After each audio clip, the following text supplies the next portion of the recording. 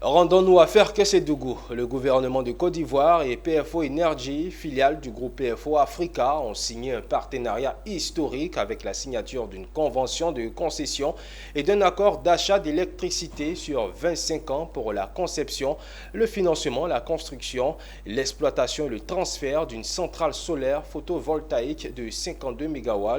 C'est le plus grand projet de construction de centrales solaires déployé en Côte d'Ivoire par un producteur indépendant d'énergie ivoirien. Les détails de la signature de ce partenariat avec Zénab Dosso.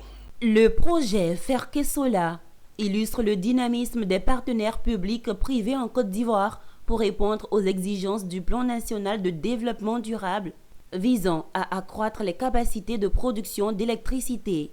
L'illustration, c'est cette cérémonie de signature entre gouvernement de Côte d'Ivoire représenté par Mamadou Sangafoa Koulibaly, ministre des Mines, du Pétrole et de l'Énergie, et Clyde Fakori, administrateur général du groupe PFO Africa, et Amadou Bakayoko, directeur général de la compagnie ivoirienne d'électricité. La centrale solaire, située à Soroko à Ferkessédougou, dans la région du Tchologo, au nord du pays, s'inscrit dans la démarche ambitieuse d'indépendance énergétique du pays, tout en répondant aux objectifs nationaux. En termes de développement durable, l'objectif est d'atteindre 45% d'énergie renouvelable d'ici 2030. La centrale représente un investissement de 39,5 milliards de francs CFA, soit 60 000 euros. Elle produira 90 gigawattheures d'énergie propre dès la première année de mise en service et permettra ainsi d'alimenter plus de 370 000 habitants en électricité. Je voudrais simplement, pour ce qui me concerne, dire combien je suis heureux de procéder à cette signature, qui, je le rappelle, est la deuxième du genre. Nous avons déjà signé avec un autre privé pour une centrale solaire de même capacité à Bondoukou il y a un an. C'était à Abu Dhabi, en présence du vice-président, avec Amea Power, c'est bien ça, la société.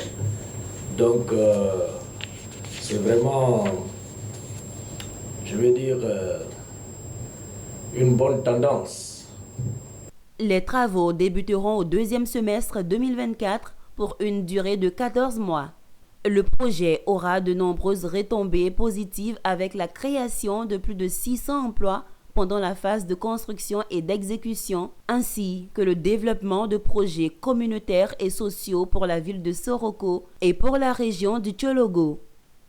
C'est une étape importante, comme je le disais, mais mon discours sera beaucoup plus long et encore plus ensoleillé, je l'espère, à la livraison de cet ouvrage qui marquera une étape très, très forte dans quelques mois.